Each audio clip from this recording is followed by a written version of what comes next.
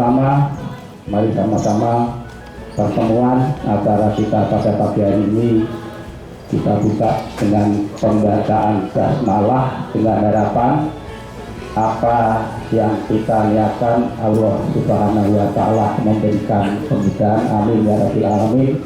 Sama-sama kita baca basmalah.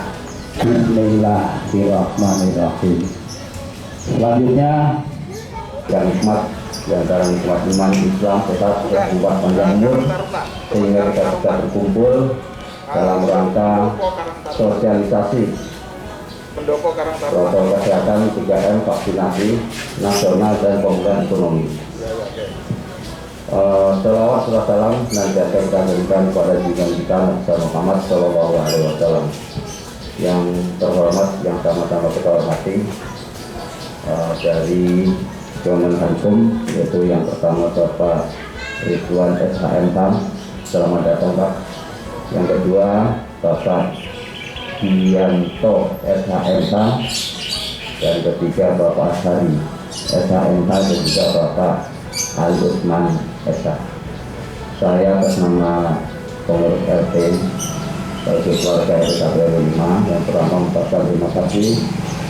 Alhamdulillah Bapak-bapak berkenan untuk sosialisasi di lingkungan kita ini. Puji syukur Allah Subhanahu wa Ta'ala atas segala limpah rahmat dan karunia.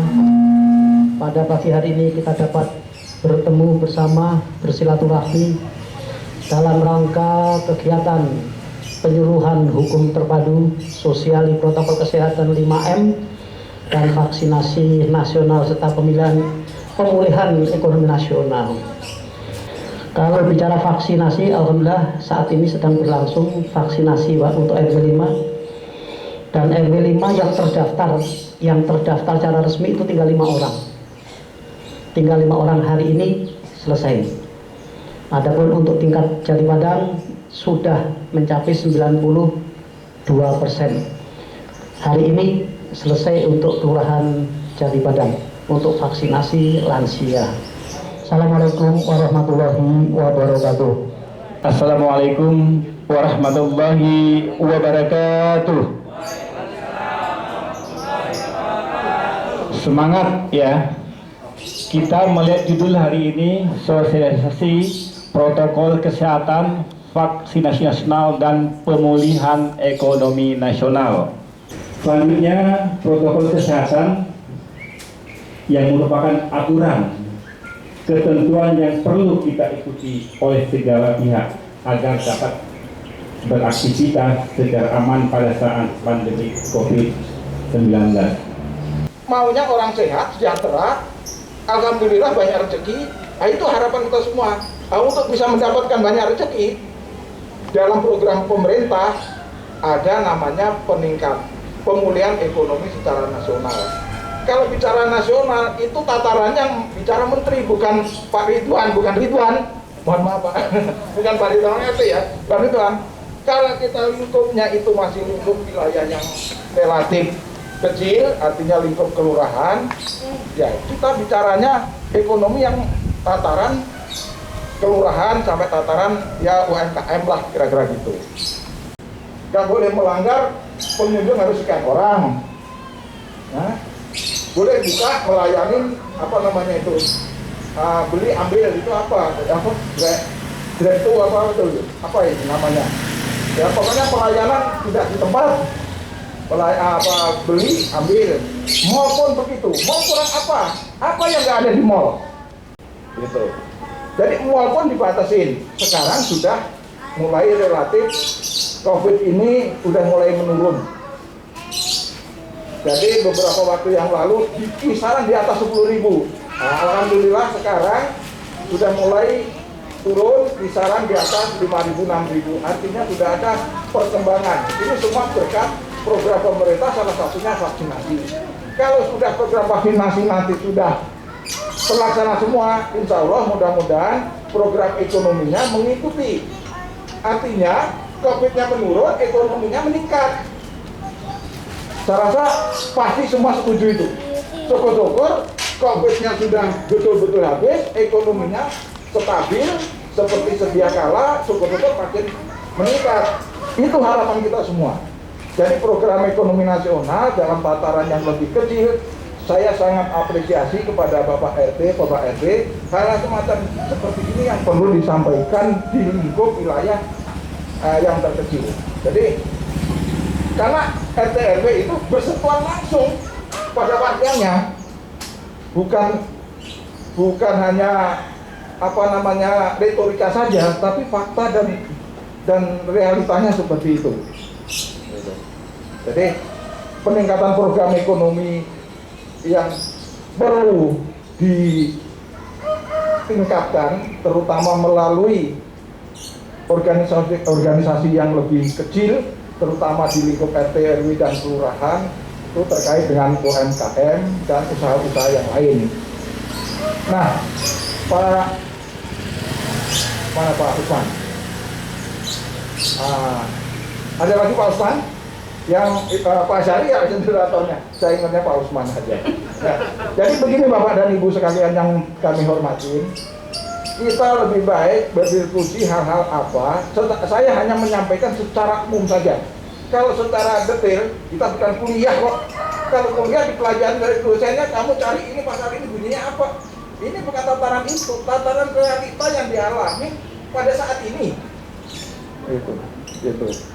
Jadi setiap orang punya permasalahan, baik itu permasalahan kesehatan terkait dengan COVID, permasalahan ekonomi terkait dengan dibatasinya segala aktivitas, karena Pemda DKI kan menerapkan pertama PSBB, terus PSBB terbatas dan sebagainya. Alhamdulillah lansia juga sudah dimulai dari tim medis, memang nggak bisa serentak. Semua ada keterbatasan terkait dengan biaya atau uang. Ya. Uangnya tadi dari mana? Ya karena perekonomian kita tersendat, artinya terjadi stagnan, sehingga biaya untuk vaksinasi juga terbatas. Oleh karena itu bertahap, nggak bisa sekaligus. Assalamualaikum warahmatullahi wabarakatuh. Baik, saya atas nama Bapak Syafii sebagai warga RT 01 di RT.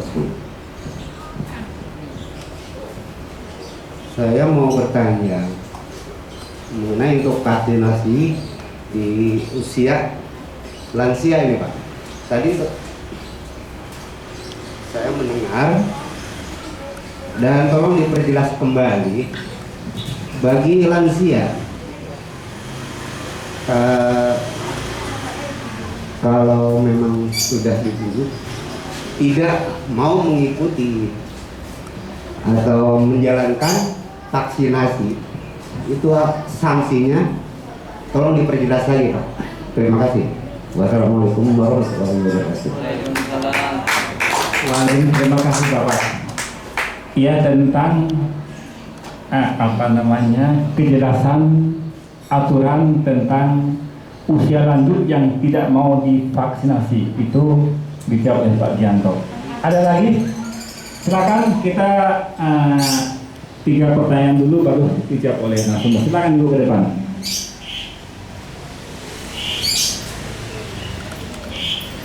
Bu, namanya ya.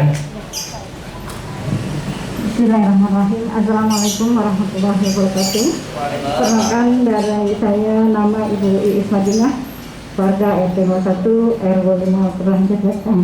Yang saya akan pertanyakan tentang hukum yang selama ini betul-betul kami tidak mengetahui ketika, tapi mudah-mudahan tidak ada terjadi ya di keluarga kami maupun di keluarga kami, ketika ada penganiayaan, misalnya seorang orang tua mengenai anaknya atau KDRT, kita harus mengacu ke lembaga manakah itu. Itu saja mungkin dari saya pertanyaannya. Akhirnya, Assalamualaikum warahmatullahi wabarakatuh. Waalaikumsalam. Yang Karang Taruna. Ini merah putih ya. Assalamualaikum warahmatullahi wabarakatuh. Waalaikumsalam. Nama saya Eko Septian. Saya perwakilan dari Karang Taruna. Pertanyaan saya, yang saya ketahui selama ini vaksin itu disuntikan kepada masyarakat itu sebanyak 2 dosis. Bagaimana kalau vaksin yang disuntikan itu kepada masyarakat itu hanya 1 dosis? Apakah terdapat efek lainnya? Atau vaksinnya itu tidak berefek sama sekali, Pak? Jika disuntikannya itu 1 dosis saja. Terima kasih, Pak. Assalamualaikum warahmatullahi wabarakatuh. Waalaikumsalam dari Pak Eko tentang vaksinasi. Apabila disuntik 1 kali, apakah berefek atau tidak? Ya, yang seharusnya disuntik adalah 2 kali setelah 14 hari ya. Baiklah, untuk yang pertama kami persilakan kepada Bapak Gianto untuk menjawab pertanyaan dari Ibu Bapak sekalian. Terima kasih. Tadi ada pertanyaan terkait usia lanjut nggak mau divaksin. Bahwa vaksinasi itu menurut pertimbangan medis ada beberapa hal. 1, mempunyai penyakit bawaan. Kita sehat, namun saat dipensi tidak memenuhi syarat untuk divaksin, itu tidak dilanjutkan. Bagi lansia yang tidak mau divaksin, kalau berdasarkan hukum itu tetap, namun ada kebijakan, perlu pemeriksaan medis, gitu. Jadi tidak bisa asal nolak, dan seseorang petugas medis juga tidak memaksa untuk segera mau divaksin. Namun pertimbangannya, konsultasi dulu kepada dokter, pernah mempunyai riwayat penyakit apa, dan bagaimana langkah-langkah selanjutnya. Itu adalah teknis, adalah pertimbangan medis. Namun kalau hukum tetap hukum, namun tidak asal tembak atau tidak asal diterapkan.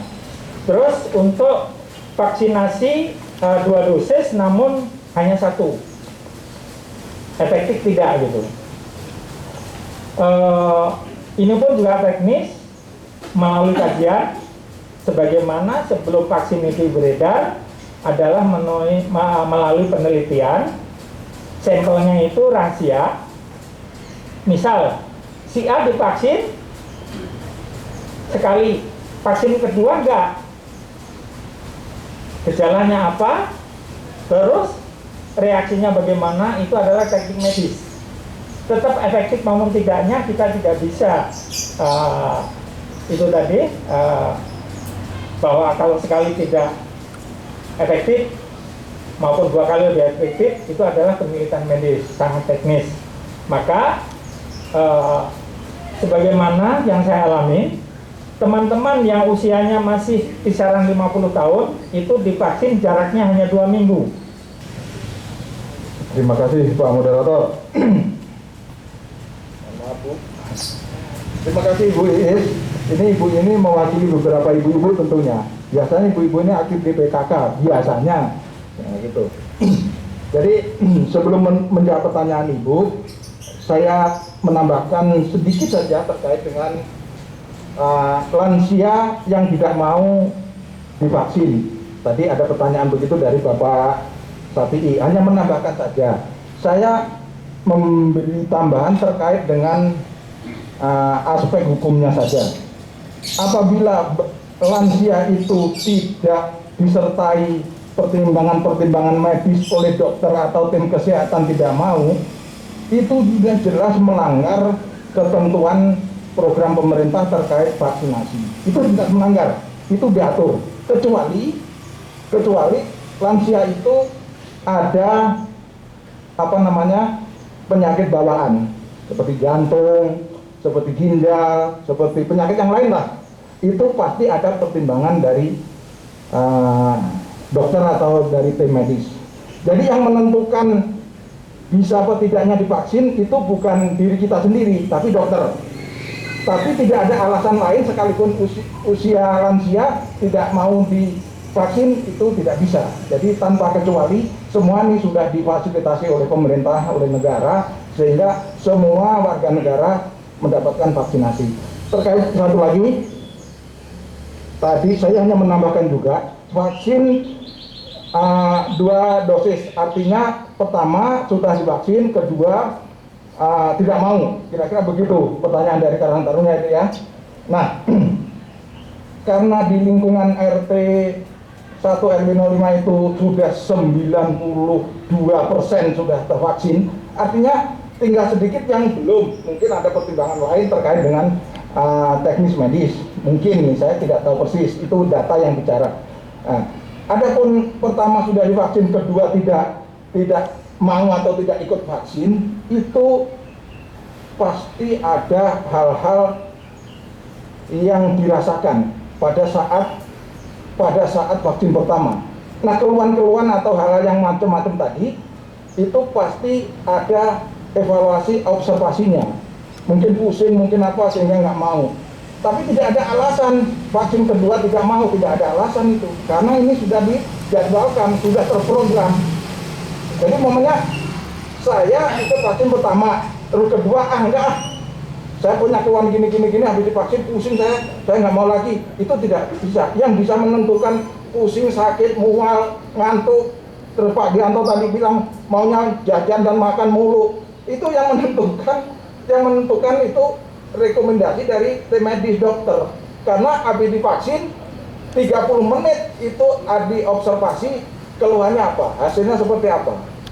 Tanpa ada laporan itu tidak mungkin ada keluar sertifikat setelah divaksin.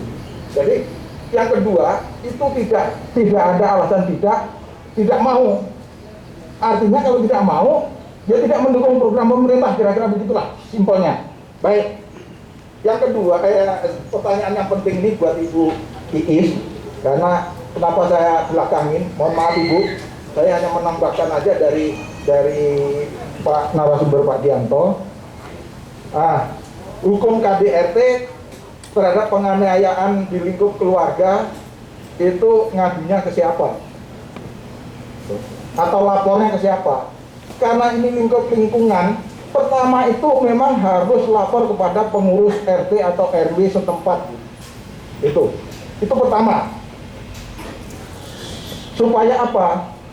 Masalah hukum ini nggak usah yang hal-hal yang sifatnya istilah kekerasan ringan. KDRT ini ada 3 macam, Bu.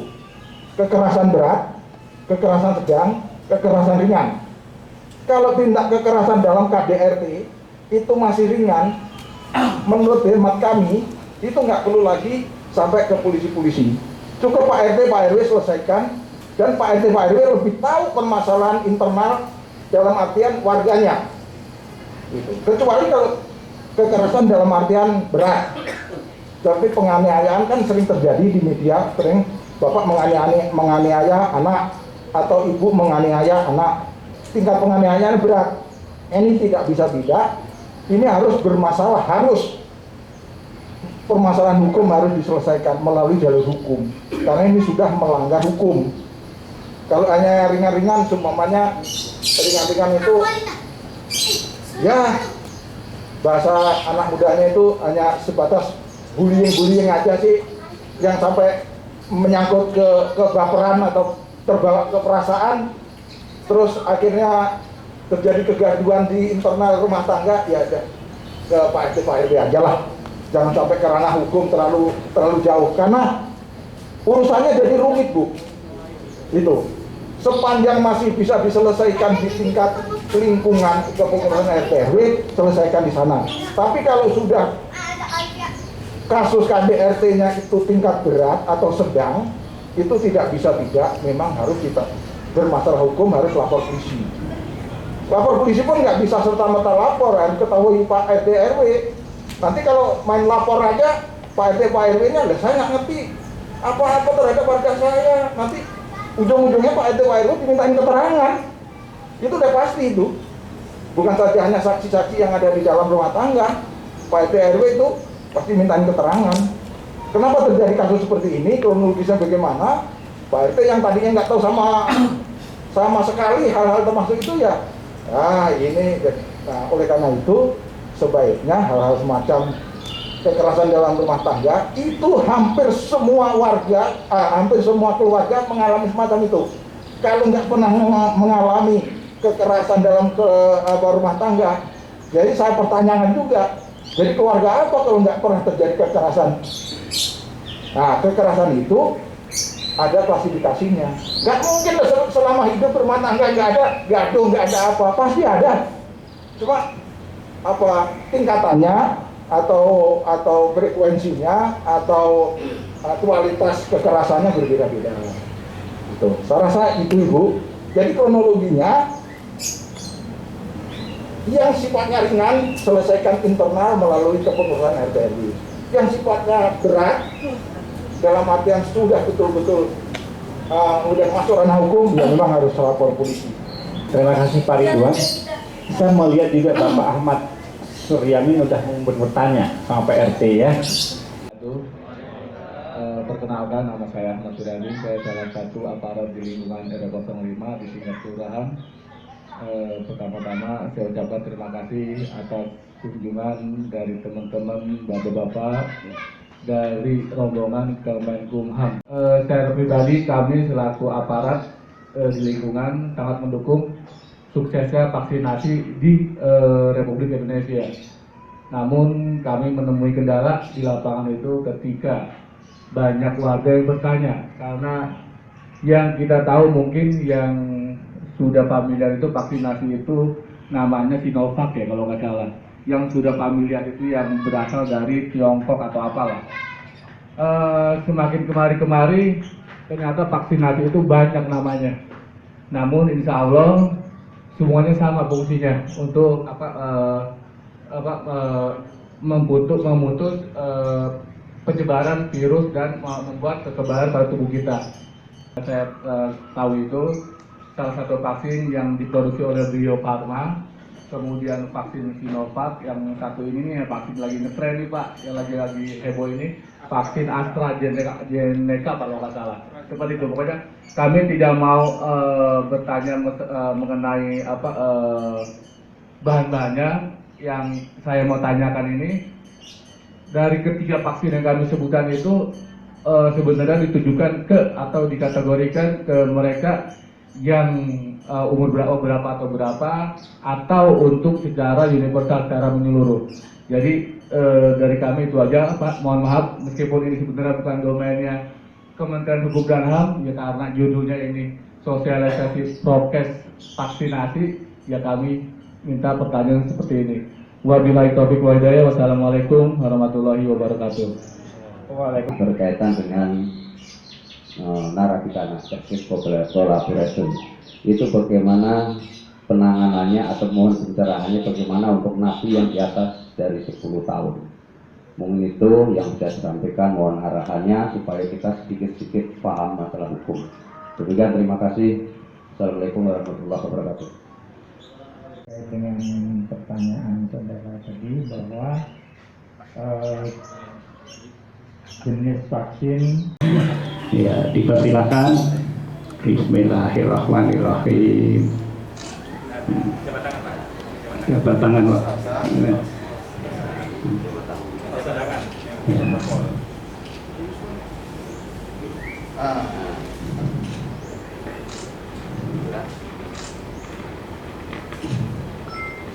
Alhamdulillah. Ya, terima kasih.